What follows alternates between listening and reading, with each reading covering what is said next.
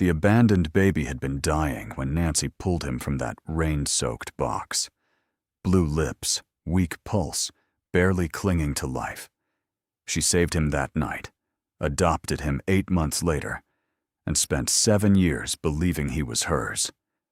Then a man with cold eyes and expensive clothes appeared in her hospital, watching her son with an expression that made Nancy's blood run cold.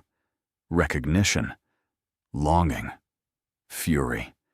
She didn't know his name yet, didn't know about the criminal empire he controlled, or the enemies who'd stolen his child. All Nancy knew was that a stranger was looking at Leo like he owned him. And when the stranger's eyes met hers across the waiting room, Nancy understood that her quiet life had just ended. The real battle was about to begin. The rain hammered down like bullets on the night Nancy Jackson found the baby. She was finishing a 16-hour shift at Unson Medical Center, exhausted down to her bones, when she heard it. A sound that didn't belong to the storm. A cry, thin and desperate, coming from near the ambulance bay. Nancy grabbed her coat and ran outside. The cold soul rain soaked through her scrubs in seconds. There, tucked behind a dumpster in a soaked cardboard box, was a baby, maybe 3 months old. His lips were turning blue. Oh God, no! Nancy scooped him up, her heart slamming against her ribs. She ran back inside, shouting for a warming bed and blankets. The other nurses rushed around her as she checked his vitals. Hypothermic, but alive. Barely. As they worked to warm him, something fell from the baby's blanket. A pendant on a silk cord.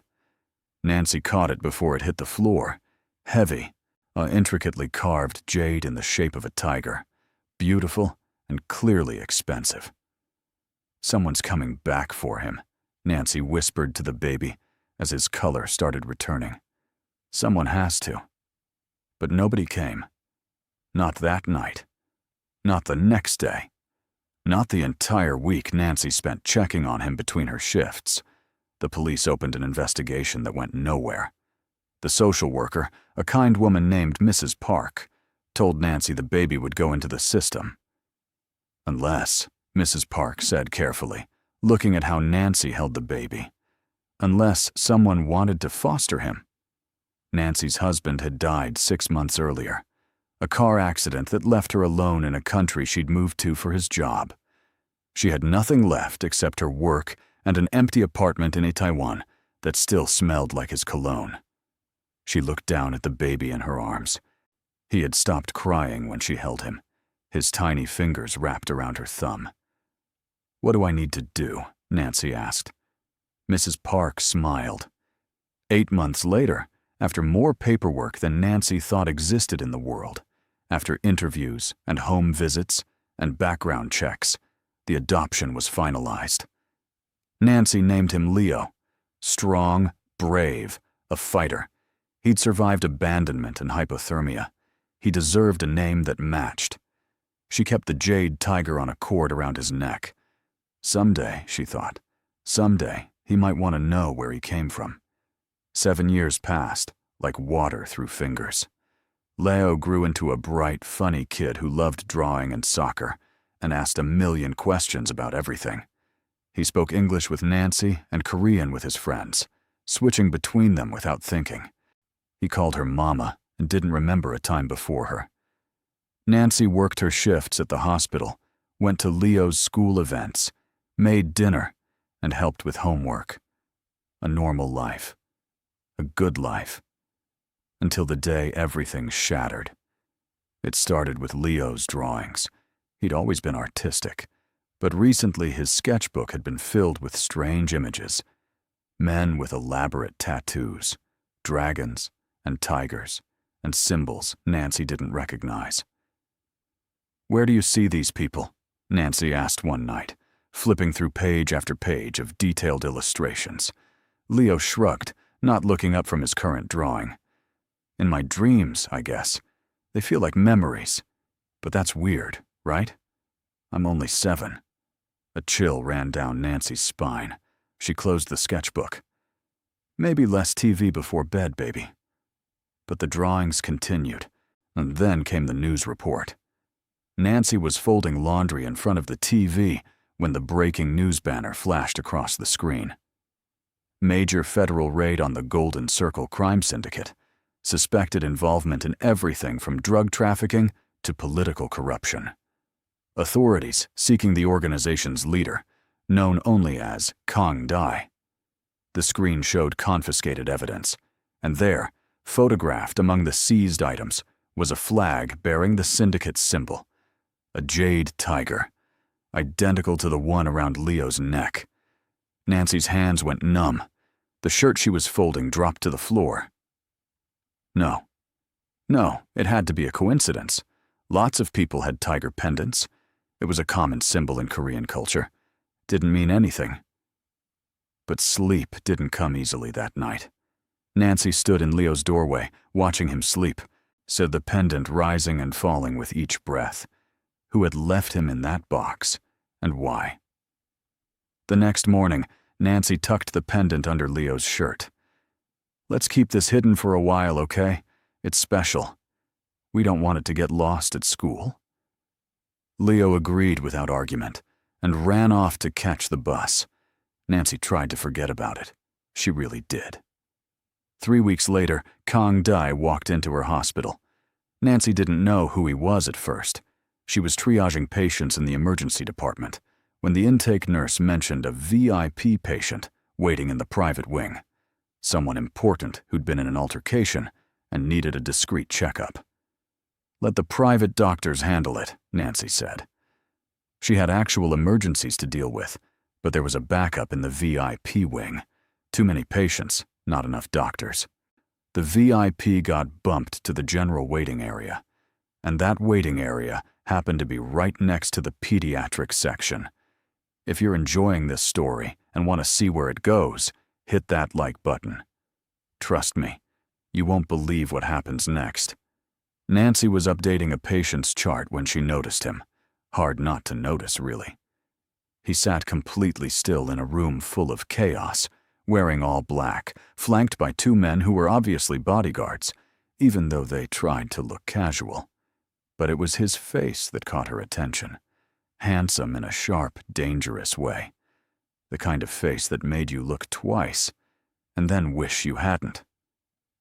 He stared straight ahead, expression blank, but his eyes moved constantly, watching everything. Those eyes stopped on something across the room. His entire body went rigid. Nancy followed his gaze. Leo. Her son was supposed to be at his after-school program, but the coordinator had called in sick, and Nancy had to bring him to the hospital. He sat in the pediatric waiting area, coloring and waiting for her shift to end. And the jade tiger pendant had slipped out from under his shirt. The man in black stood up slowly. His bodyguards immediately tensed. He took 1 step toward the pediatric area. Nancy's instincts screamed danger. She didn't think, just moved. She crossed the room in seconds and positioned herself between the man and her son. "Can I help you?" Her voice came out steady despite her hammering heart. Up close, the man was even more intimidating. Tall, broad-shouldered, with scars on his knuckles and a presence that made the air feel heavier. But his eyes weren't on her. They were locked on the pendant around Leo's neck. "That necklace," he said quietly. His voice was deep, controlled. "Where did you get it?" "I need you to step back," Nancy said firmly. She'd dealt with gang members and violent drunks in the ER. She knew how to hold her ground. "You're frightening the children." His eyes finally met hers. Something flickered in them. Surprise, maybe. People probably didn't tell him no very often. "Mama." Leo looked up from his coloring. "Who's that man?" The word "mama" hit the stranger like a physical blow. His jaw clenched. One of his bodyguards whispered something urgent in his ear. The man took a step back, hands raised slightly in a peaceful gesture. "Forgive me. I thought I recognized something." His Korean was formal, educated. I meant no harm. But he didn't leave.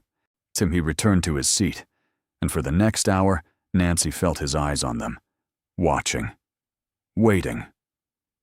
When her shift finally ended, Nancy grabbed Leo's hand and walked quickly to the parking garage. She kept checking over her shoulder. The black cars in the parking lot suddenly looked sinister. Shadows seemed deeper. "Mama, you're hurting my hand," Leo said. "Sorry, baby." Nancy loosened her grip, but didn't let go. They made it to her small sedan without incident. She buckled Leo in, locked the doors, and drove home, checking her mirrors every 10 seconds. Nothing. No one following them. Nancy told herself she was being paranoid. She was not being paranoid. That night, after putting Leo to bed, Nancy researched the jade tiger symbol. Page after page of search results connected it to the golden circle. An old syndicate, a deeply rooted in Seoul's underground. The current leader had taken over 7 years ago after a violent coup, young, ruthless, and untouchable. The few photos online were grainy, but Nancy's stomach dropped when she found one clear enough to see his face. It was him, the man from the hospital, Kang Dai. Nancy slammed her laptop shut and tried to breathe normally. Think. She needed to think. Leo had been abandoned 7 years ago, the same time Kang Dai took power. The pendant was clearly connected to the golden circle, which meant Leo was connected to them somehow. But how? Was he the child of some low-level member? A rival's son? Or something worse? Nancy checked every lock in the apartment twice. She pulled Leo's curtains closed, even though they were on the 8th floor. She didn't sleep. At 3 a.m, on her phone buzzed with an unknown number. Her hands shook as she opened the text message. "We need to talk about the boy. Tomorrow. I'll come to you. Don't run. Please." Please. A crime boss who said please. Nancy almost laughed, except nothing about this was funny. She typed back with trembling fingers. "Stay away from my son." The response came immediately. "Our son." Nancy's world tilted sideways. Our son. What did that mean? Was this man claiming to be Leo's father? She jumped out of bed and went to Leo's room. He slept peacefully, his sketchbook fallen open beside him. The latest drawing showed a woman holding a baby. In the background, flames and dark figures. A child's interpretation of something terrible. Nancy's throat tightened. Memories. Leo was drawing memories he shouldn't have. Couldn't have. Unless he'd been there. Morning came too fast. Nancy called in sick to work for the first time in 3 years. She kept Leo home from school, telling him she needed help with errands. Really, she just needed him close. They were eating breakfast when the knock came. Not a harsh bang or demanding pound. Just a calm, steady knock. Nancy looked through the peephole, and her worst fears confirmed themselves. Kang Dai stood in her hallway, alone this time, holding a folder. "Leo, go to your room," Nancy said quietly. "But Mama." "Now, baby, please." Something in her voice made him obey without further argument. Nancy waited until she heard his door close before opening hers. She didn't invite Kang Dai inside. She stepped into the hallway and pulled the door mostly shut behind her. "You have 5 minutes before I scream for security," she said. "Fair enough." He handed her the folder. "Everything's in there. DNA test results from a sample I collected from a juice box your son discarded at the hospital. I know it's invasive, and I apologize, but I had to be certain." Nancy's hands shook as she opened the folder. Official documents from a private lab. Charts and numbers she didn't fully understand. But the conclusion was clear. Probability of paternity. 99.9%. "No," Nancy whispered. "No, this is fake. You faked this." "I wish I had." His voice was soft, almost gentle. "I've been searching for him for 7 years. Since the night my wife was killed, and my son was taken from me. The hallway spun. Nancy leaned against the wall for support. Taken? He wasn't taken. He was abandoned, left to die in the rain. Pain flashed across Kangdae's face, looked quick but unmistakable. My bodyguard was supposed to hide him until it was safe. I found Shin's body 3 days after the attack, shot twice in the back. I thought my son died with him. I've been hunting ghosts for 7 years. Until you saw him at the hospital, Nancy finished numbly. The pendant was one of a kind. 10 generations in my family. My wife put it around his neck the night she died. Kangdae's composure cracked slightly. I know this is a shock. I know you love him. But he's my blood. My heir. He belongs with me. That snapped Nancy back to herself. He belongs with the person who's raised him, who sat up with him through nightmares and fevers and first days of school. You're a stranger who shares his DNA, that's all. I'm his father. Biology doesn't make you a father. Nancy's voice rose. And even if it did, well, what are you offering him? A life in a crime syndicate? Danger and violence and looking over his shoulder? I'm offering him his birthright, protection, power, everything I've built. Kangdae stepped closer. And I'm offering you 5 billion won to walk away quietly. You gave him a good start. I'm grateful. But this is where it ends. The number was staggering. Life-changing money. Nancy could retire, move anywhere, start over. She looked him dead in the eye. Get out of my hallway. Miss Jackson, it's Mrs. Jackson, and get out before I call the police. The police won't come. It wasn't a threat, just a statement of fact. I own half of them. Then I'll make noise until someone comes who you don't own. Nancy's voice was steel. You want him? You'll have to drag us both through court, and I promise you, I'll make it ugly. I'll tell every news outlet in Seoul that a crime boss is trying to kidnap a child. I'll fight you until I have nothing left. Kangdae studied her for a long moment. Then, impossibly, he smiled. Small, almost sad. You really love him. More than my own life. Then we have that in common, at least. He stepped back. I'll give you 1 week to tell him the truth, to prepare him. Then we'll talk again about what happens next. There's nothing to talk about. There's everything to talk about. Because whether you accept it or not, he's in danger now. My enemies will find out eventually. They'll come for him to hurt me. Kangdae's expression hardened. You can't protect him from what's coming. But I can. He walked away before Nancy could respond, disappearing into the stairwell. Nancy stood in the empty hallway, unclutching the folder, trying not to fall apart. Mama, Leo's voice came from inside the apartment. Is everything okay? Nancy wiped her eyes and forced a smile before going back inside. Everything's fine, baby. Just a weird salesman. But everything was not fine. That night, after Leo finally fell asleep, Nancy made calls. First to a lawyer who specialized in international family law. Then to the U.S. Embassy. Then to Mrs. Park. The lawyer's answer was grim. Korean law heavily favored biological parents, especially fathers. If Kangdae pushed for custody, Nancy's chances were slim. The embassy was sympathetic, but limited in what they could do. Leo had dual citizenship, but they were on Korean soil. Their hands were tied unless she could prove immediate danger. Mrs. Park was quiet for a long time after Nancy explained. Finally, and she said, "You know who this man is, yes? What he's capable of. I know. Then you know fighting him is suicide. Nancy, I love you. I love Leo. But the Kang family has power you can't imagine.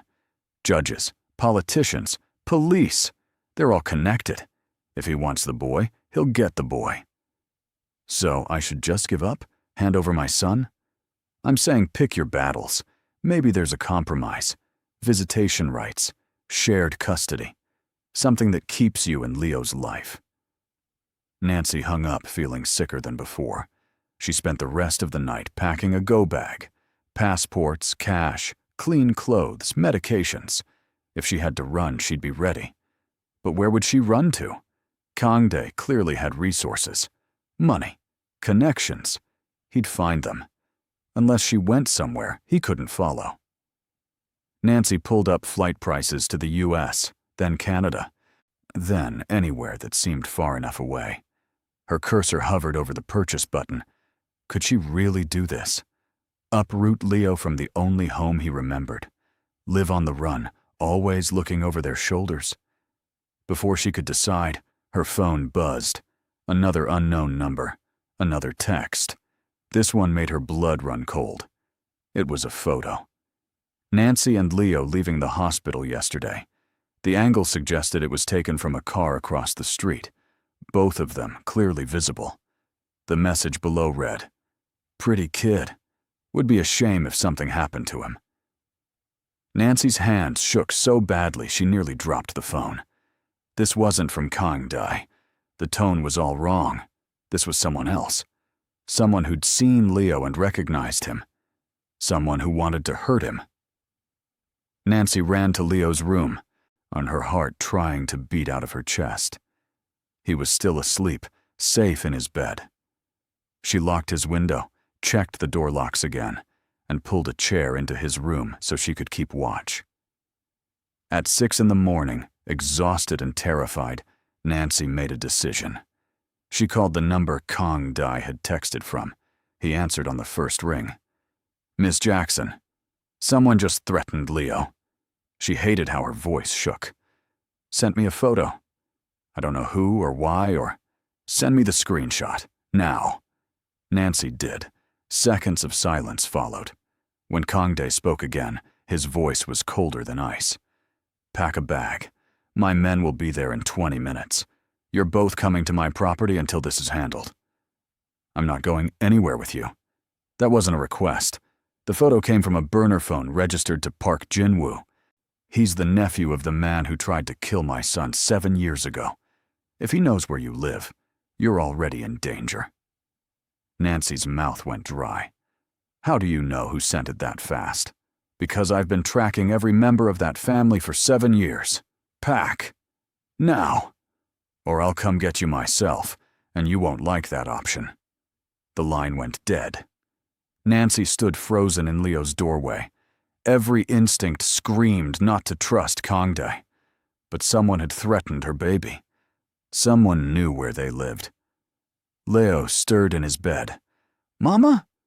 Why are you staring at me?" Nancy made herself smile. "Just thinking how lucky I am. Hey, how do you feel about an adventure today?" "What kind of adventure?"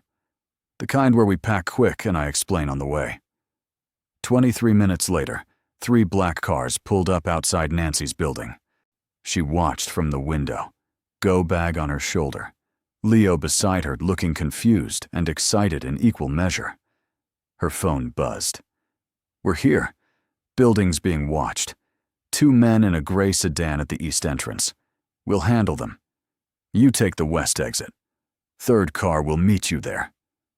Nancy's stomach dropped. Men watching the building. This was real. This was happening. She grabbed Leo's hand. "Remember when I said adventure? I need you to be brave and quiet and trust me. Can you do that?" Leo's eyes went wide, but he nodded.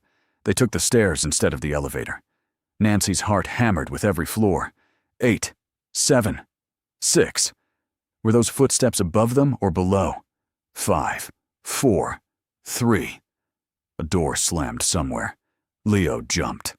"Keep moving, baby," Nancy whispered.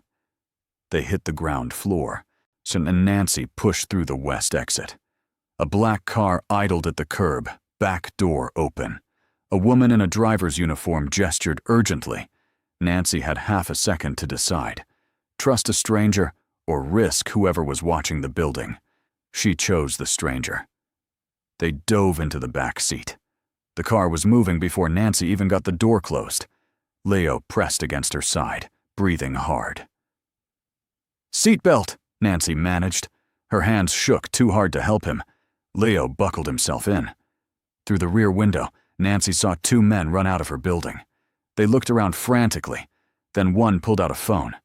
The driver took a sharp left, and the men disappeared from view. "Where are we going?" Leo asked in a small voice. Nancy hugged him tight. "Somewhere safe, I promise." She hoped that was true. The drive took 40 minutes, she leaving the city behind for hills and private roads. Trees blocked the view of whatever lay ahead.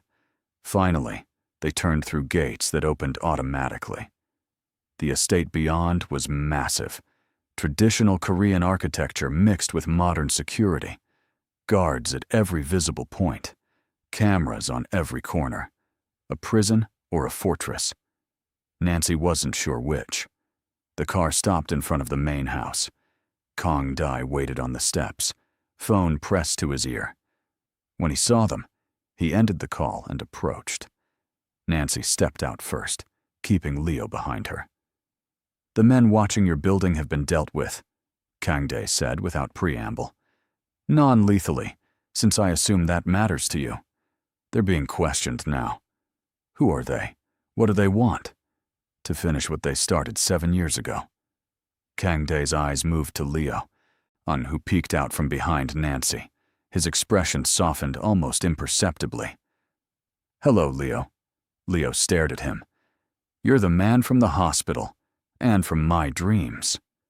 The world seemed to stop. Kang Dae knelt slowly, bringing himself to Leo's eye level. "You dream about me?" "Sometimes. You're always sad in them. And there's a pretty lady who sings." Leo tilted his head. "Why are you in my dreams?" Nancy's throat closed up. The pretty lady who sings. Kang Dae's dead wife. Leo's biological mother. Kang Dae's composure cracked. His eyes went bright with unshed tears. "The pretty lady was your mother. My wife. She loved you very much." "But Mama's my mother," Leo said, confused. "You have two mothers. One who gave you life, and one who saved it." Kang Dae's voice was rough. "Both loved you. Both kept you safe." He stood up, swiping quickly at his eyes. When he looked at Nancy, something had shifted in his expression. Less hostile. More understanding. "Thank you," he said quietly, "for keeping him alive, for loving him. I know you don't trust me, but you have my word. I will protect you both." Nancy wanted to stay angry, wanted to keep her walls up, but she was tired and scared, and this man was crying over her son, his son, their son. "How long do we have to stay here?" she asked instead. "Until I eliminate the threat. Days, maybe a week. I have work. Leo has school. I've arranged for your shifts to be covered. Leo can study here. I have tutors available." Of course he did. Of course he'd already arranged everything. "And after the threat is gone?" Nancy pressed. "What then?" Kang Dae met her eyes. "Then we figure out how to be a family. Because like it or not, Mrs. Jackson, we're connected now. All three of us. And I don't abandon what's mine." The possessiveness in his voice should have frightened her. Maybe it did. But as she watched him look at Leo with such naked longing and pain, Nancy felt something else too. The beginning of understanding. This man had lost everything 7 years ago. His wife, his child. And he'd spent every day since searching. Now he'd found what was stolen from him. The question was, what would he do with it? And what would Nancy do to stop him, or save him, or somehow find a middle ground in this impossible situation? She didn't have answers yet. But as Kang Dae led them inside the fortress that might be their home, their prison, or their sanctuary, Nancy held Leo's hand and promised herself one thing. Whatever happened next, whatever this man wanted, or demanded, or threatened, Leo would be okay. She'd make sure of it, even if it meant making deals with the devil himself. The guest house was nicer than Nancy's entire apartment. 3 bedrooms, a full kitchen, Windows that overlooked a garden with a koi pond. Beautiful and completely wrong. "This isn't our home," Leo said quietly, dropping his backpack by the door. "I know, baby. It's just temporary." Nancy hoped that was true. A knock came at the door. Nancy tensed, but it was just a young woman in casual clothes carrying groceries. "Mr. Kang thought you might be hungry," the woman said in English with a slight accent. "I'm Min Seo. I manage the house staff. If you need anything, just call this number." She handed Nancy a card. "We don't need staff," Nancy started. But Min Seo was already unpacking fresh fruit, rice, banchan, and what looked like a week's worth of meals. "Mr. Kang insists. Also, there's a secure phone on the counter. Your personal phones need to stay off. They can be tracked." Nancy's stomach dropped. Tracked by who? Anyone looking. Min Seo's smile was sympathetic. "I know this is strange, but you're safe here. The perimeter has 24-hour security. No one gets in without clearance." After Min Seo left, Nancy checked every lock anyway. Then she closed all the curtains. Then she checked the locks again. "Mama, you're doing the scared thing," Leo observed from the couch. "I'm doing the careful thing." "It looks the same." He picked up a remote and turned on the TV. Korean news played, something about traffic in Gangnam, normal life continuing while theirs fell apart. Nancy sat beside him and pulled him close. "I need to tell you something important, about where you came from." Leo muted the TV. "Am I in trouble?" "No, baby, never. But things are complicated right now." Nancy took a breath. "How did you explain this to a 7-year-old? "You know how I'm your mom because I adopted you when you were a baby?" "Yeah." "Well, I found you at the hospital. Someone left you there because they couldn't keep you safe. But that person, your birth father, he's been looking for you. For a long time." Leo's eyes went wide. "The man outside? Mr. Kang?" "Yes." "Is he mad at me?" "Oh, honey, no." Nancy hugged him tighter. "He's not mad. He's happy he found you. But he's also a complicated person who lives a complicated life." "Does he want to take me away from you?" Nancy's heart cracked. "No, I won't let that happen. I promise." "But what if he makes you?" Leo's voice got smaller. "He has a lot of guards, and you said we had to come here because bad people were looking for us. What if he's bad, too?" "I don't think he's bad. I think he's done bad things, which is different." Nancy was making this up as she went. "People are complicated, Leo. Sometimes they do the wrong things for the right reasons. Like when I lied about breaking the lamp because I didn't want you to be sad. Something like that." "Yes." Leo thought about this. "Can we still go home after? To our real home?" "I hope so." That night, Nancy barely slept. Every sound made her jump. Wind in the trees, footsteps of guards doing rounds, her own heartbeat too loud in her ears. At 2 a.m, she gave up and went to the kitchen. She was making tea when she noticed lights on in the main house. A figure moved past a window. Kang Dai, also awake. On impulse, Nancy grabbed her phone. The secure one, Min Seo, had left. There was only one number programmed in it. She typed, "Can't sleep either." The response came immediately. "Worried about the boy?" "Always. That's my job." A pause. Then, "Mine too now." Nancy stared at the message. Something about the simple words hit differently at 2 a.m, when both of them were awake and worried about the same child. She typed, "How bad is the threat?" "Bad enough. Park's faction has been quiet for years.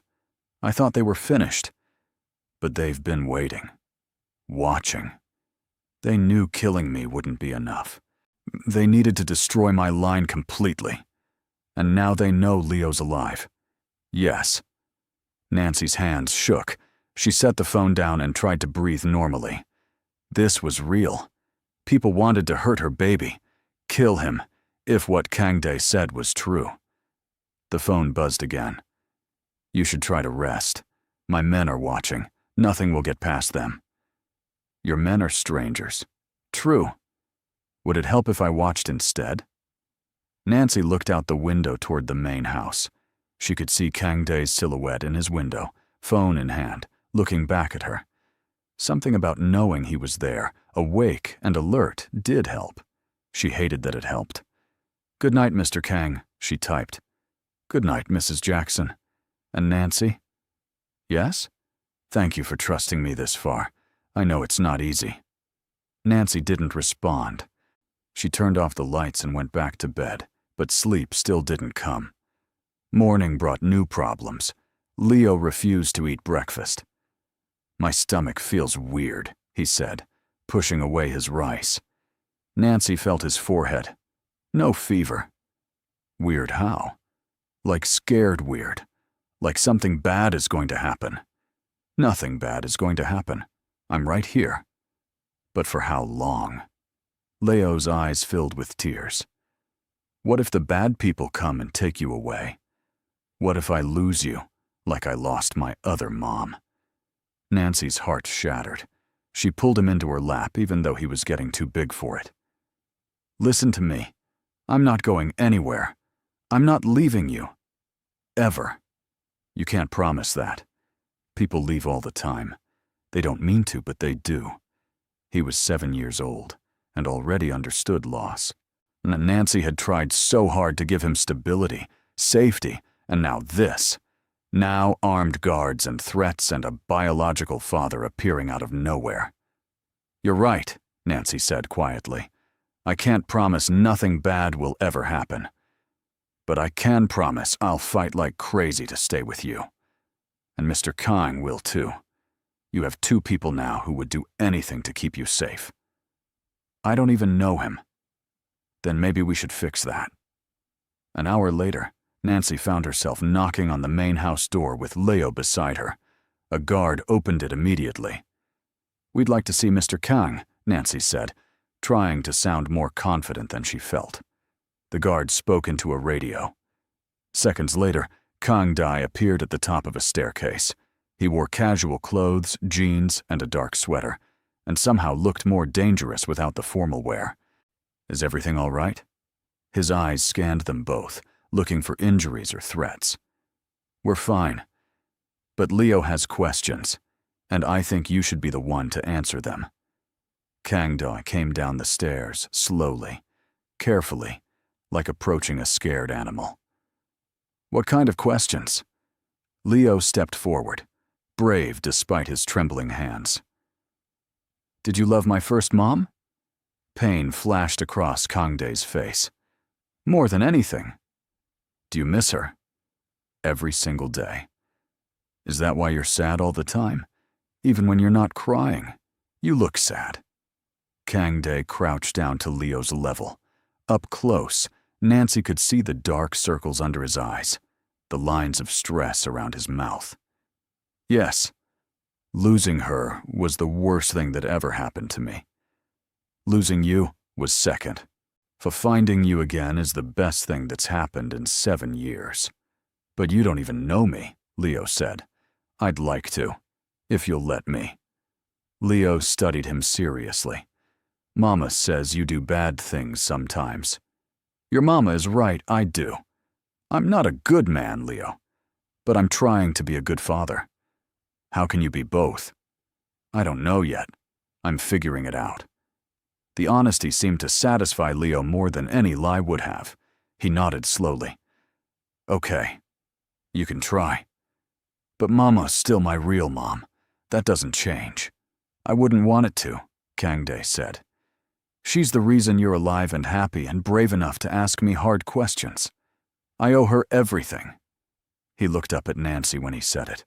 The gratitude in his eyes was real and raw, and Nancy had to look away because it made her chest tight. "Can I see pictures of my first mom?" Leo asked. "Of course. Come with me."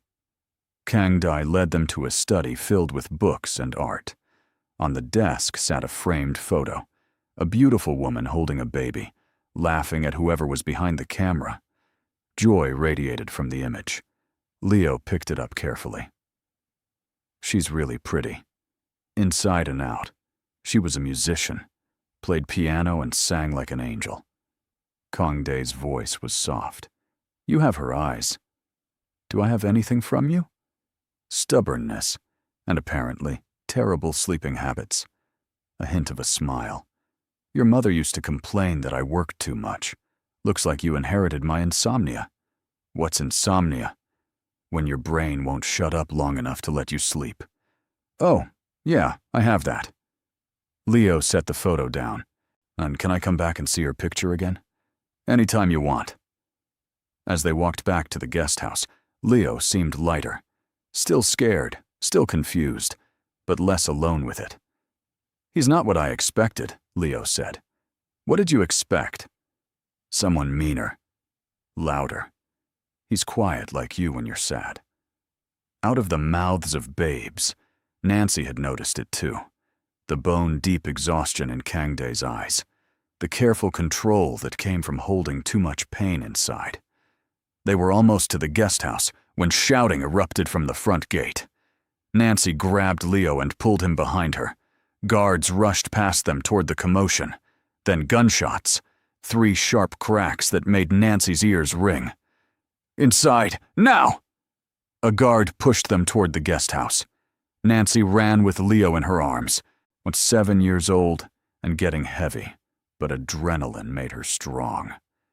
They crashed through the door, and Nancy slammed it shut, locking it, shoving furniture in front of it. Under the table, she ordered. Leo crawled under without arguing. Nancy grabbed a kitchen knife and positioned herself between the door and her son. More gunshots, shouting in Korean, too fast for Nancy to follow. Car engines roaring. Then silence. Nancy's heart hammered so hard she thought it might explode. She kept the knife raised, hands shaking, eyes on the door. Footsteps approached. Heavy boots. Nancy, Kangdae's voice. It's me. Open up. How do I know it's really you? Because I'm asking instead of breaking down the door. And because Leo asked if he had anything from me, and I said stubbornness and insomnia. Nancy moved the furniture and opened the door. Kangdae stood there with blood on his sleeve and a gun in his hand. Behind him, guards dragged 2 unconscious men toward a van. You're hurt, Nancy said automatically, nurse mode kicking in. It's not my blood. Are you both all right? Terrified, but unharmed. Nancy lowered the knife. What happened? 2 men tried to breach the gate. They're alive and being questioned. Kangdae looked past her to where Leo still hid under the table. I'm sorry he had to hear that. I'm sorry any of this is happening. Nancy's voice cracked. He's 7. He should be worried about homework and soccer practice, not bullets and guards and people who want him dead. I know, and I'll end this. Soon. Oh, I promise. How? By killing everyone who's a threat? How many people is that? 10? 20? Where does it stop? Kangdae's jaw tightened. It stops when my son is safe. He'll never be safe in your world. There will always be another enemy, another threat. You can't kill them all. Watch me. The cold certainty in his voice should have frightened her. Maybe it did. But Nancy also heard the desperation underneath. A father willing to burn down the world to protect his child. She understood that feeling. Let me look at your arm, Nancy said instead of arguing. It's just a graze. Then it'll take 2 minutes to clean and bandage, unless you want it infected? Kangdae followed her inside. Leo peeked out from under the table. Is it over? Leo asked in a small voice. For now, Kangdae said. The bad guys are gone. When you're safe. You promise? I promise. Nancy pointed Kangdae to a chair and got her medical kit. His sleeve was torn and blood-soaked. She carefully cut away the fabric. You were right, she said, cleaning the wound. Just a graze. Couple inches to the left and it would have hit the artery. I've had worse. Nancy looked at the scars crisscrossing his forearm. Knife wounds, burns. what looked like an old bullet wound. I can see that. Occupational hazard. Your occupation is going to get you killed. Eventually, but not today. He watched her work with curious eyes. You're steady-handed, even after the scare. I work in an ER. I've patched up gunshot wounds before. Nancy applied antibiotic cream. Usually not on crime bosses in my temporary kitchen, but the principle is the same. Am I your first crime boss? You're my first a lot of things, Mr. Kong. Something shifted in the air between them. Nancy realized how close they were. Her hands on his skin, his eyes on her face, the intimacy of caring for someone's wounds. She stepped back and busied herself putting away the medical kit. Keep it clean. Change the bandage daily. Yes, ma'am. A hint of amusement in his voice. This isn't funny. You could have been killed. Leo could have seen you die. Do you understand what that would do to him? Do you understand what it does to me every time I think about what could have happened to him 7 years ago? Or last night? Or 10 minutes ago? Kongdae stood up, and suddenly the kitchen felt very small. You're not the only one who's terrified, Nancy. You're just better at hiding it. Before you find out what happens next, do me a favor. Drop a comment telling me if you think Nancy should trust Kongdae or run. I read every single one. The next 3 days were tense. Nancy and Leo stayed in the guest house. Kangdae increased security. Guards patrolled in shifts.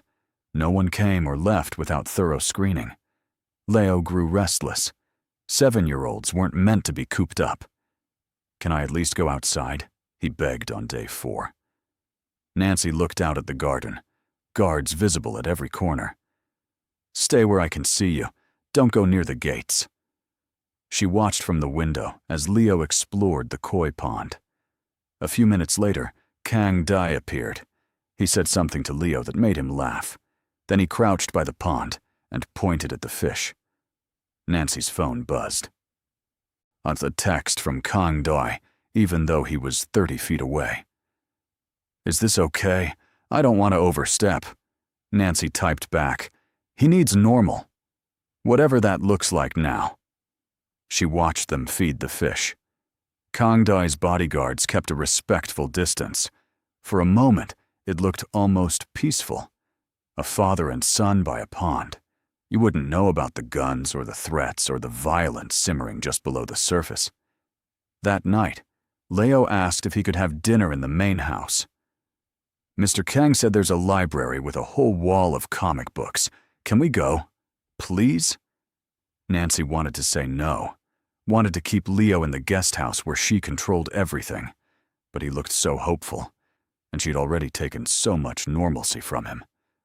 Okay, but I'm coming with you. The main house was traditional and modern at once. Heated floors, our rice paper screens, but also state-of-the-art security, and what looked like a command center in one wing. Kang Dai met them at the door. Thank you for coming. I had Min Seo prepare jjajangmyeon. Leo mentioned it was his favorite. When did you talk to Leo about his favorite foods? Yesterday, by the pond. We talked about a lot of things. Kangdae looked almost nervous. Is that all right? It wasn't. It was terrifying how quickly Leo was warming to this man, but Nancy couldn't say that without sounding petty. It's fine. Dinner was surprisingly comfortable. Leo chattered about school, his friends, and his drawings. Kangdae listened like every word mattered. He asked questions and seemed genuinely interested in the answers. Mama says I'm good at art, Leo said, but I don't know what to draw anymore. All my ideas are scary now. Scary how? Kangdae asked. Like the fire dream, and the running dream, and the dream where the pretty lady is crying. Kangdae's hand tightened on his chopsticks. You dream about the fire? Sometimes. There's loud noises, and Mama, the first one, she's singing, but she sounds scared. And then someone's running with me, and it's cold. Leo paused. Is that real? Or did I make it up?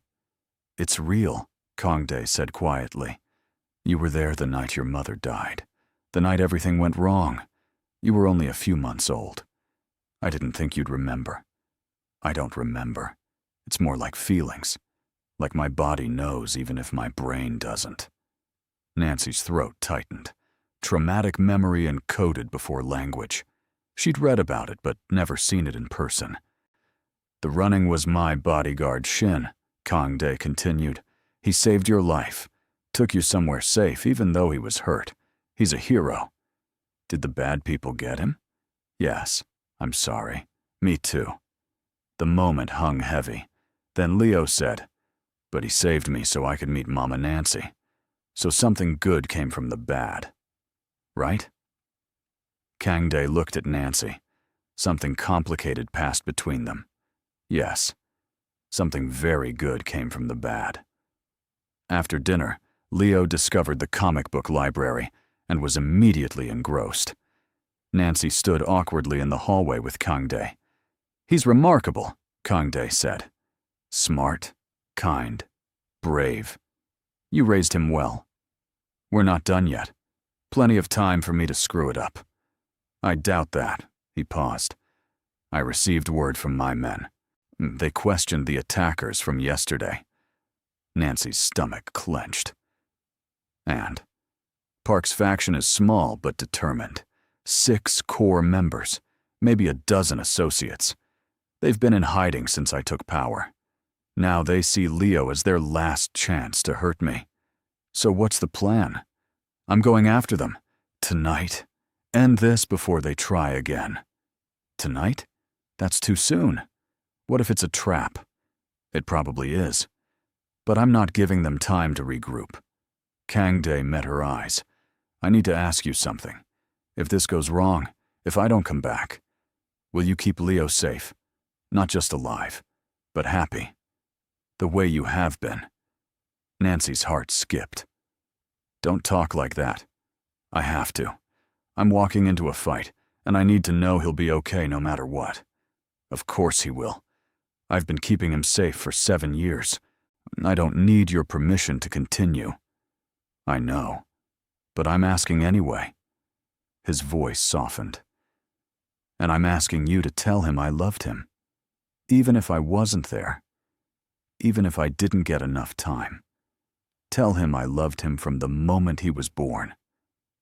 Tell him yourself when you get back. Nancy, no. You don't get to have a touching goodbye moment and then go get yourself killed. That's not fair to Leo, and it's not fair to me. She surprised herself with the last part. Kangdae's eyes widened slightly. To you? Nancy scrambled for composure. We've been through too much in the past few days for you to die now. It would be anticlimactic. A smile tugged at his mouth. Can't have that. When do you leave? 2 hours. Then you should spend them with Leo, not planning your funeral. Kangdae did. He read comics with Leo and answered endless questions about everything from his favorite color to whether he knew Taekwondo. He was patient and present, and Nancy's heart did something complicated watching them. When Leo finally fell asleep on the couch, Kangdae carried him to the guest house. Nancy unlocked the door and pulled back Leo's bed covers. Kangdae laid him down gently, like he was made of glass. Thank you, Kangdae whispered, for letting me have this. He's your son, too. They stood in Leo's doorway, watching him sleep.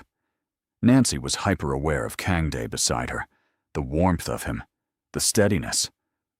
I should go, he said. My men are waiting. Nancy grabbed his wrist without thinking. Be careful. Please. Kangdae looked down at her hand on his arm. When he met her eyes, something burned there. I'll come back. I have too much to lose now. He left before Nancy could respond. She tried to sleep but couldn't. Every sound made her imagine the worst. Gunfire, ambush, Kangdae bleeding out somewhere while she sat useless in a guest house. At midnight, her phone buzzed. First location clear. 2 targets secured. At 1 a.m., second location was a trap, handled, moving to third. At 2 a.m., nothing. Nancy paced, made tea, checked on Leo, paced more. At 3 a.m., still nothing. Her mind spiraled. He was dead. Captured. Hurt. And she'd never told him, never said, never admitted that somewhere in the chaos of the last few days, she'd started to care about him as more than just Leo's biological father. At 3:30, footsteps on the path. Nancy threw open the door. Kang Doi stood there, dirty and bloodied, but alive. So alive. It's done, he said. Park and his core members are in custody. The rest scattered. It's over. Relief hit Nancy so hard her knees buckled. Kang Dae caught her. I'm okay, he said. I'm right here. Nancy realized she was crying. You're an idiot. Going in like that. You could have died. But I didn't. You could have. Nancy, he needs you. He's already lost one parent. He can't lose another. So you don't get to be reckless. You don't get to take unnecessary risks. You have to be careful because he needs you. And I can't do this alone anymore. She was babbling and crying, and Kang Dae's arms were around her, and it felt right in a way that should have been wrong. You're not alone, he said into her hair. Not anymore. I'm here. I'm staying. Nancy pulled back enough to look at him, blood on his face. It's exhaustion in his eyes, but also something tender, something new. You're hurt, she said. Just cuts. Nothing serious. Let me look anyway. She cleaned his wounds at the kitchen table for the second time in 4 days. This time felt different. More careful. More intimate. Nancy, Kang Dae said as she bandaged his knuckles. Can I ask you something? You just risked your life. I think you've earned a question. Why did you keep the pendant? You must have known it was valuable. You could have sold it. But you kept it for him. Nancy's hand stilled. Because it was the only piece of his history I had. I thought someday he might want to know where he came from, who he was before I found him. I never imagined it would lead to this. To me. To you. Their eyes met, held. I'm glad it did, Kang Dae said quietly. Lead to me. I know this is complicated. I know I've disrupted your life, but I'm not sorry I found him, found you both. I'm not sorry either, Nancy admitted. Terrified, yes. Confused, absolutely. But not sorry. Kang Dae's hand covered hers on the table.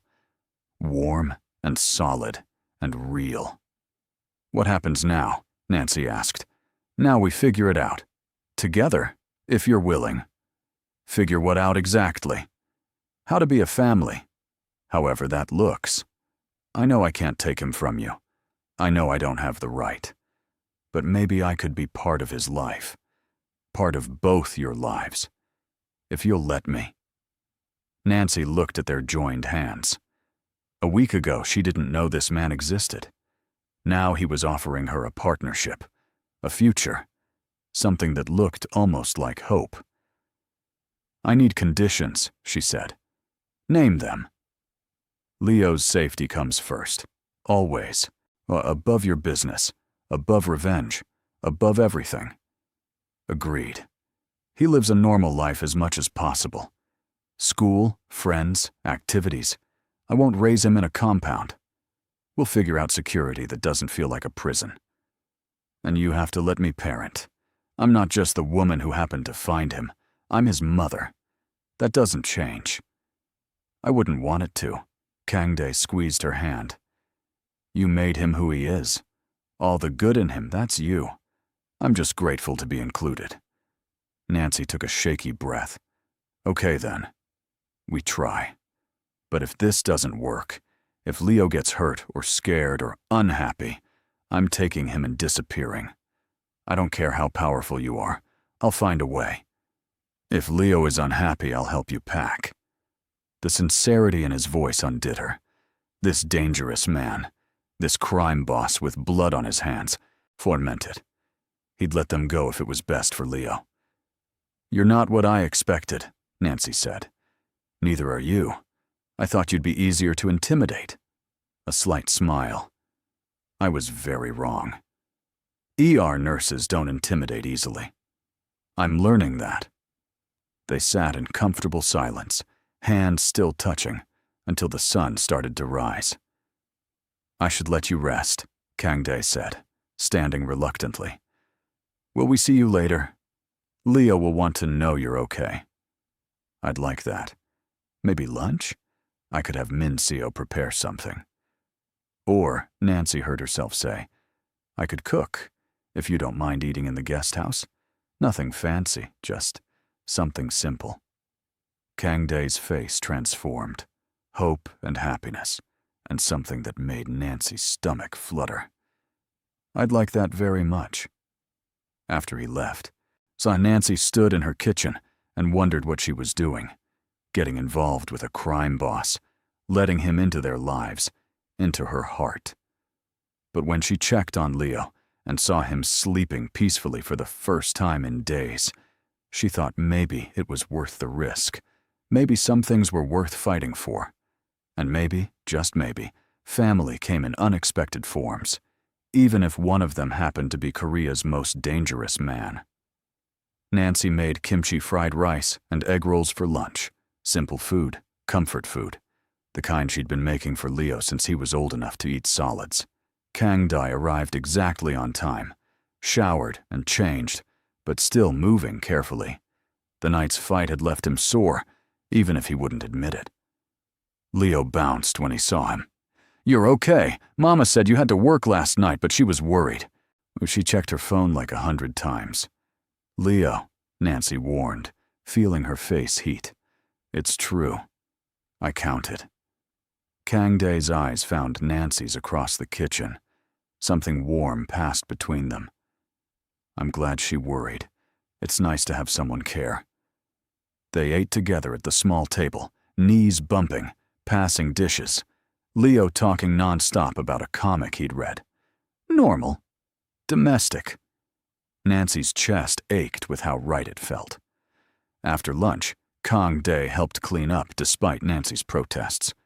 "You're injured," she said, trying to take the dish from his hands. "I can wash dishes with bruised ribs." "Stubborn. You say that like you're not." Leo giggled from the living room where he was drawing. "You both are stubborn.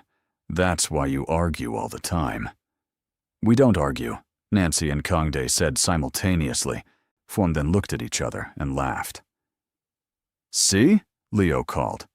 "Even when you agree, you argue." Over the next 2 weeks, a routine developed. Kang-dae would visit the guest house for meals. Sometimes Nancy and Leo would go to the main house.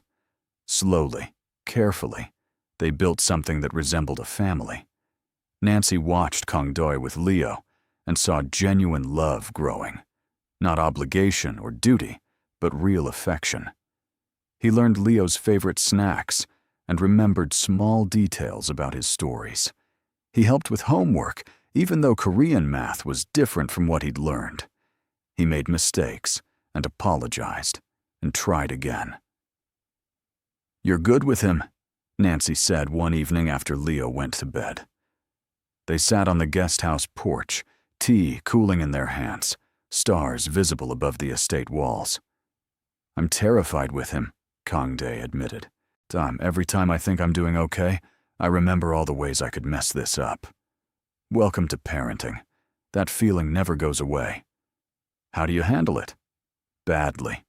With anxiety and second-guessing, and hoping I'm doing more good than harm." Nancy smiled, but then he laughs or hugs me or tells me about his day. And I think maybe I'm not completely failing. "You're not failing at all. You're extraordinary." The compliment landed soft and serious. Nancy didn't know what to do with it. "I'm just doing my best," she said. "That's what makes it extraordinary." Their eyes met in the darkness. Nancy's heart did that fluttering thing again. Dangerous. This was so dangerous. "I should go inside," she said, not moving. "Probably," Kang Dae agreed, also not moving. Our Leo will wonder where I am. He's asleep. Still. Still, Kang Dae echoed. Neither of them moved. The space between them felt charged, important, like standing at the edge of something vast. Finally, Kang Dae stood. "Good night, Nancy." "Good night." She watched him walk back to the main house, his guards falling into step around him. Two worlds. He lived in one of power and violence. She lived in one of medicine and helping. But somehow, Leo existed in both, and increasingly, so did she. 3 weeks after the attack, Kang Dae announced it was safe to go home. "Park and his main supporters are in custody," he explained over breakfast. "The rest of his faction has scattered. My intelligence says they've given up. You're not a target anymore." Nancy should have felt relief. Instead, she felt something like disappointment. "So we can go back to our apartment?" Leo asked. "If you want to," Kang Dae said carefully. "Or I have another suggestion." He pulled out a tablet and showed them photos of a house. Traditional Korean style, but modernized. 3 bedrooms, a garden, and high walls. "It's in Itaewon, near your old apartment, close to Leo's school and the hospital, but more secure. I'd like you to have it. Both of you." Nancy stared at the images. "You can't just buy us a house." "Why not?" "Because that's not how this works. You can't throw money at everything." "I'm not throwing money. I'm providing safety. There's a difference. We have safety. We have a home. An apartment with no security on the 8th floor, where anyone could access the fire escape." Kang Dae's voice tightened. "Every time I think about you both there, unprotected, I can't breathe. Let me do this. Please." The please got her. Nancy closed her eyes and tried to think logically. A house with security made sense. Leo would be safer. She'd sleep better. But accepting felt like crossing a line, like admitting this arrangement was permanent.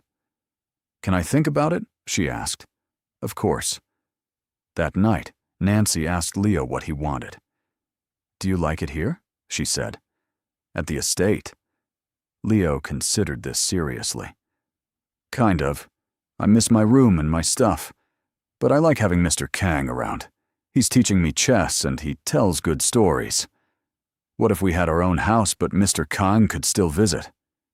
Like the one he showed us?" "Maybe." "Would it really be ours? Or would it be his house that he lets us use?" Smart kid. Nancy hugged him. "I'll make sure it's really ours." She told Kang Dae yes the next morning, with conditions. The house went in her name. She paid utilities and upkeep. Security was fine, but it had to be discreet. And Kang Dae couldn't just walk in whenever he wanted. "So, I need permission to visit?" he asked. "You need an invitation, like a normal person." "I'm not sure I qualify as normal." "Then learn." They moved in 2 weeks later. The house was perfect. Leo's room had space for his art supplies. Nancy's room overlooked the garden. There was even a small medical office because Kang Dae had noticed her tendency to bring work home. "You didn't have to do this," Nancy said, running her hand over the exam table. "I wanted to." "You save lives, Nancy. You should have space to do it properly." Minseo helped them unpack. So did Ji-hoon, on Kang Dae's right-hand man, who turned out to be surprisingly good with kids. He taught Leo a card game while Nancy organized the kitchen. Kang Dae stayed in the background, directing furniture placement and making sure everything was perfect. "You're hovering," Nancy told him. "I'm helping." "You're hovering helpfully." "Is that a problem?" Nancy smiled despite herself. "No, it's actually kind of sweet." His eyes lit up at the word sweet, like she'd given him a gift. That night, after everything was unpacked and Leo was asleep in his new room, Nancy found Kang Dae sitting in the garden. "You're still here," she said. "I didn't want to leave without saying goodbye." "You can say goodbye at the door like a normal guest." There's that word again. Normal. He patted the bench beside him. Sit with me for a minute. Nancy sat, maintaining a careful distance. The garden smelled like jasmine. Solar lights glowed along the path. Thank you, Kangdae said, for letting me be part of this, part of his life. You're his father. You deserve to be part of it. Biology doesn't make me his father. You said that yourself. Being here, being present, that's what makes me his father. And you're the one allowing it. You've earned it, the way you are with him, patient and kind and honest. He needs that. Needs you. What about you? Kangdae turned to face her. Do you need anything? The question hung in the air between them. Nancy's heart raced. I need Leo to be happy and safe, she said carefully. That's what Leo needs. I asked about you. I don't know how to answer that. Try. Nancy took a breath. I need to know this is real. That you're not going to wake up one day and decide you want full custody. That you won't use your power and money to push me out. Never. Nancy, I swear to you, I would never do that. People change their minds. Situations change. Then let me prove it won't. Kangdae shifted closer. Let me show you every day that I value you, not just as Leo's mother, but as yourself, as Nancy. Her name and his voice did something to her insides. Why?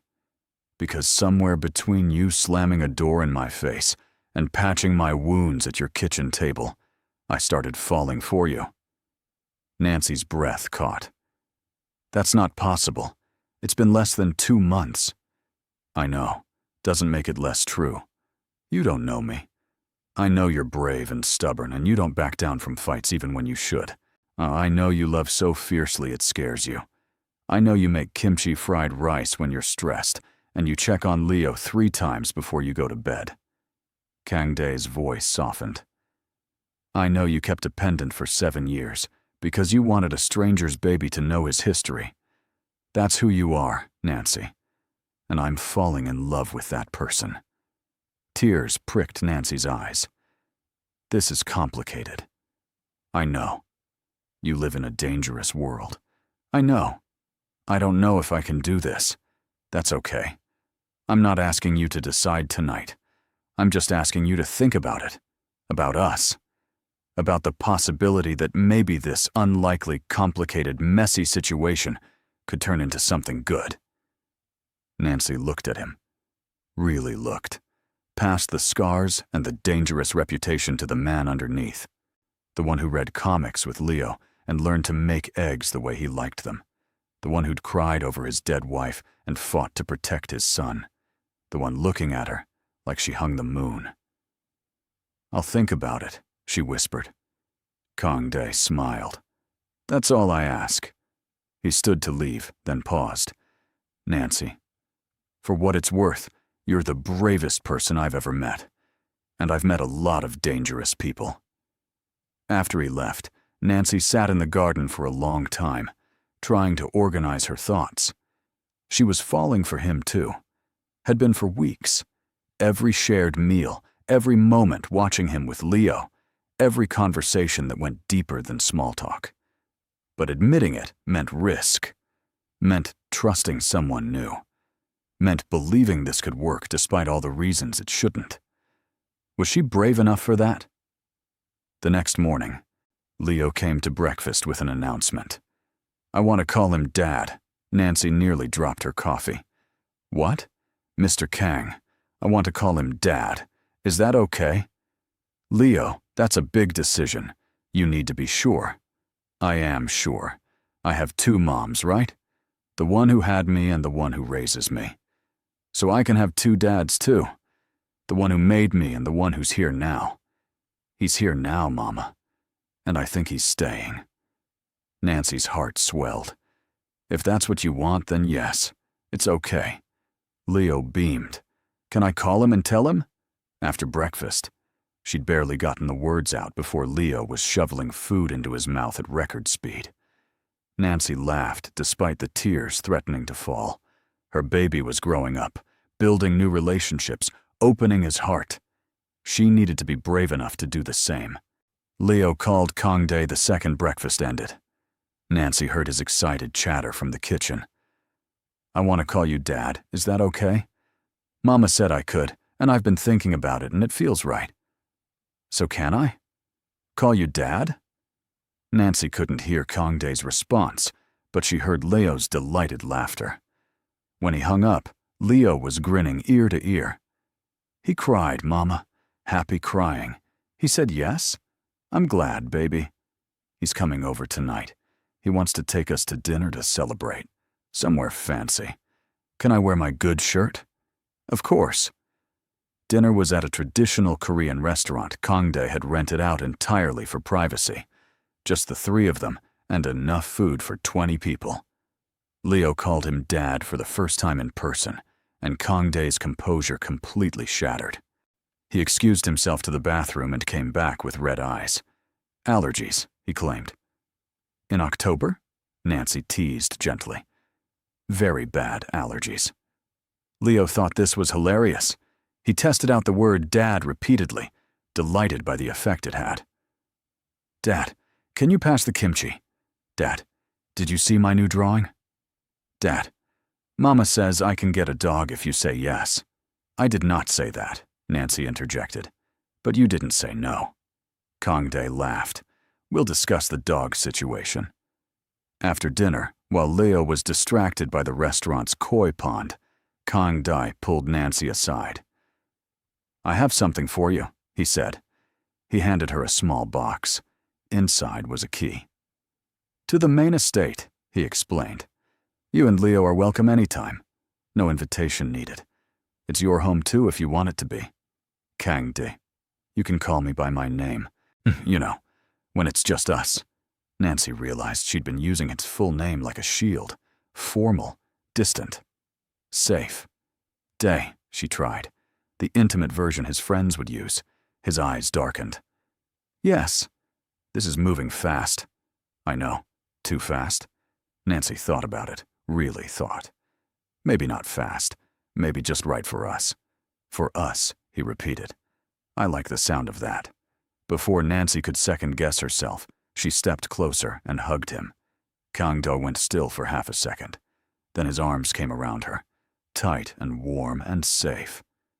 "Thank you," Nancy whispered into his shoulder, "for being patient, for loving him, for this.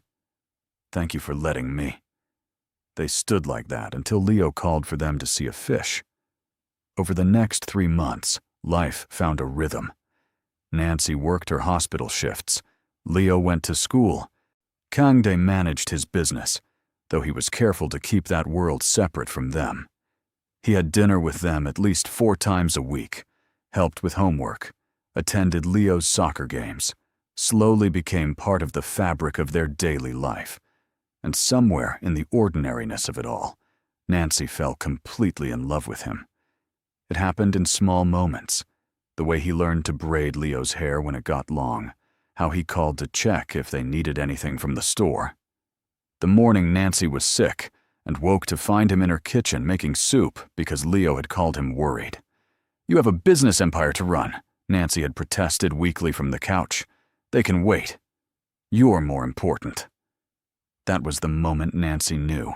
Completely, utterly, irrevocably knew. She waited until Leo was at a sleepover to tell him. Kangdae came for their usual Friday dinner and found the table set for 2, candles lit. "Where's Leo?" he asked. "At his friend Minho's house. It's just us tonight." Something flickered in his eyes. Hope, nervousness, anticipation. Just us. They made it through approximately 10 minutes of dinner before Nancy couldn't hold it in anymore. "I'm in love with you," she blurted out. Kangdae set down his chopsticks carefully. "Say that again." "I'm in love with you. I've been fighting it because it's scary and complicated, but I can't anymore. I love you. Not just as Leo's dad, but as you. As Dae. And I needed you to know." He was around the table in seconds, pulling her up, hands framing her face. "I love you too. So much. I was trying to be patient, trying not to push. But Nancy, I love you. When he kissed her, soft and careful and full of promise, Nancy felt something settle in her chest, like a piece she didn't know was missing, clicking into place. They broke apart slowly. "So what now?" Nancy asked. "Now I do this properly." Kang Dae took her hand and led her to the living room. Then, impossibly, he got down on one knee. Nancy's heart stopped. "What are you doing?" "Something I should have planned better, but can't wait another second for." He pulled out a ring. Simple, elegant, a single diamond. "Nancy Jackson, you saved my son's life. Then you saved mine. You made me believe in second chances and family and love. Will you marry me?" "Dae, this is fast." "I know. People will talk." "Let them. I'm still going to work. I'm not becoming some crime boss's trophy wife. I'd never ask you to. And Leo comes first. Always." "Always," he agreed. Nancy looked at the ring, at his hopeful face, at the life they'd built in just a few months. "Ask me again," she said. Kang Dae smiled. "Nancy Jackson, love of my life, mother of my son, bravest person I know, will you please marry me and make me the happiest man alive?" "Yes. Yes, I'll marry you." He slipped the ring on her finger and kissed her again, deeper this time, full of joy and relief and promise. When they told Leo the next morning, he screamed with excitement and nearly knocked them both over with his hug. "Does this mean we're a real family now?" he asked. "We were always a real family," Nancy said. "Now we're just making it official. Can I be in the wedding?" "You're the most important part," Kang Dae assured him. They planned the wedding for 2 months out. Small, intimate, just people who mattered. Mrs. Park cried when Nancy told her. "I knew it. From the moment I saw you three together, I knew." Ji-hoon gave Kang Dae a hard time about going soft, but Nancy caught him smiling. Min Seo helped Nancy find a dress. Simple, elegant, nothing too flashy. "You look beautiful," she said. "Boss is going to lose his mind." The wedding took place in the estate gardens on a perfect spring afternoon. Cherry blossoms drifted in the breeze. 20 guests sat in neat rows. Before we get to the most beautiful part of this story, I need you to do something for me. Subscribe to this channel because I have more stories that'll make your heart feel things. Trust me, you don't want to miss what's coming. Now back to Nancy and Kang Dae's special day. Leo walked Nancy down the aisle, proud in his little suit. "You look like a princess, Mama," he whispered. "You look like a prince, baby." Kang Dae stood at the altar in traditional Korean hanbok, and when he saw Nancy, his eyes went bright with tears. He didn't bother hiding them. The ceremony blended Korean and American traditions. They bowed to ancestors and exchanged rings, made promises in 2 languages. When the officiant said, "You may kiss your bride," Kang Dae cupped Nancy's face gently. "I love you," he whispered. "I love you too." The kiss was soft and sweet and perfect.